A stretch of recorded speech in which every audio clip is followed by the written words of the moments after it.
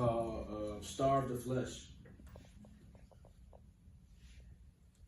Shorty, you know it don't get no better since you first saw the God in me. I'm one of the chosen, you know it. I'm just fulfilling the prophecy. Gliding through the spirit, take a trip with me up on this odyssey. No doctrine, it's the prophets. Don't care much about no Socrates. They love the idea of me, but they demons was vexed by my honesty. I changed the way that I think, and now I'm my woman with the modesty. Not everyone can handle me, they won't hear. And it's a lot to see when I show you who you are. Suddenly, the mirror has become so obsolete. You gotta peel the layers back. I know them flaws so heavy. Wish that I could take it back because them scars won't bury. Can't believe I waited for that. Everything becomes temporary. Now you blocking your blessings, putting up a wall because the pride's so easy to carry. Been at war since I came out the womb. Sharpen my sword, I'm just getting in tune. Thought I would bloom by the middle of June, but I had to slow down, can't move too soon. Or am I wasting time? I keep falling, and I way past my 7th time. Man, I gotta grind, quit stalling, look to the narrow path this time. Things change, rearrange, and so do I. It ain't always for the better, dog. I can't lie. I get high, cause the lows can be so cold. I might bend a little bit, but I don't fold. One time for my mind, for yours. I got food for your thoughts to soothe your soul. If you see my tears fall, just let me be. Move along, nothing to see. That's right. Today, I'm going to be performing a monologue that I made in 2018 about a personal part of my life, very vulnerable, so I might be a crybaby, but that's okay. That's okay. All right, I titled it One Ugly Bitch.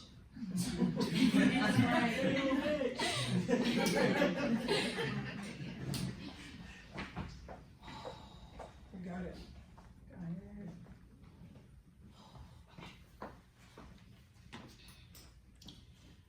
I don't know, it's super hard and difficult when it comes to love. It's like I could give my all to a person and they still leave. Some days I feel like it's me. I know my worth and I know myself as a woman. I don't know why people leave. I'm genuine and I have so much to offer. Is it me? I don't think it's me. My freshman year leading into my sophomore year, I was in a toxic situation with this male. I couldn't even communicate with the opposite sex. He would make me stay in a room so I wouldn't go out. I was only allowed to go to class or his room. When we found out we were pregnant, things got intense. One time he even kicked me in my stomach, and I'll never forget. That was our child. How could you just kick her like she was nothing? This nigga, he thought I was in love with him, but he had became my enemy. And it didn't make sense because I was a flower with so much potential, and he had stripped me from everything. My two passions had temporarily escaped my life, all because of this nigga. He had taken everything from me. I listened to anything he said because he was right. This nigga literally took 2 years of my life. One day, I returned back to his room, a little too late for his liking, and I always heard him hitting me, so they got involved. Somehow we ended up in front of the twos. So many of my peers saw what I was going through. I have never been so embarrassed in my life because so many people knew, and it wasn't right. He ended up getting kicked out of school, and I was grateful for the news. 2 weeks after the incident, I decided to go home randomly just to see my family, and that Saturday, being at home, I was experiencing You got it. That Saturday, while being at home, I was experiencing pain, but I kept ignoring it. My mom kept asking me what was going on, and I explained to her. She proceeded to tell me that I was in labor.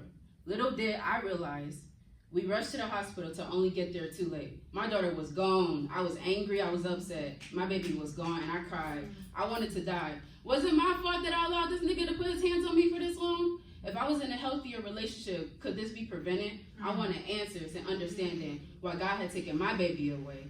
I was just pain on no one. Even though that pain made me into a better woman, it still hurt so fucking badly. When things happen in my life, I never received counseling. I just write and talk to God. I feel like a therapist or anyone who is trying to make me talk are big ass jokes. Like, I know everything said in the room is confidential, but it doesn't feel like that. The real question is, after all this bullshit I've been through, how do I truly remain cake the grade? I just feel like God is my strength. He is so amazing. He's the reason. God is my everything. There were days when I lost my faith, but I still remain. And at the end of the day, if I looked like what I've been through, I would be one ugly bitch. Peace. And all the women in here, much love to y'all. Hey. Appreciate it. Nurturing experience that you have is appreciated, it's needed.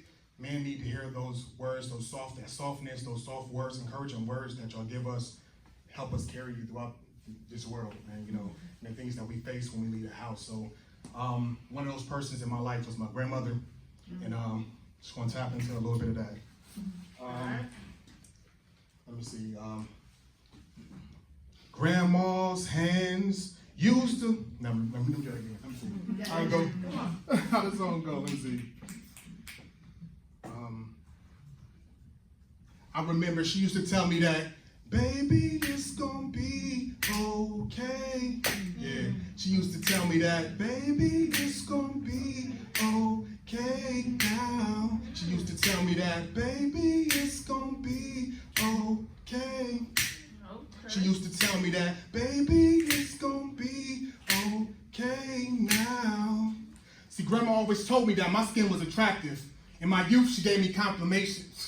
Grandma always told me that my skin was attractive. In my youth, she gave me affirmations and complimented my blackness. From then on, my confidence was established. But I went into this world of colorism, feeling like I had been afflicted with madness. Became a victim to children who shared the same social status, but in their minds they were separated, or better stated than as children who were melanin dominated. Confused and devastated, wondering by whom were these brown kids been indoctrinated. See, the many jokes told on playgrounds and classes left me hot and boiling like blackstrap molasses. Some mooning me and leaving deep cuts, but Grandma knew exactly what to feed me to help heal me up. Her home remedy, self-love, reminding me who I was, encouraging me to be proud of who I am. Just like it was yesterday, I can remember her saying, there's nothing more precious than an intelligent man with beautiful brown skin. So grandson, rise and be grand and seize the day.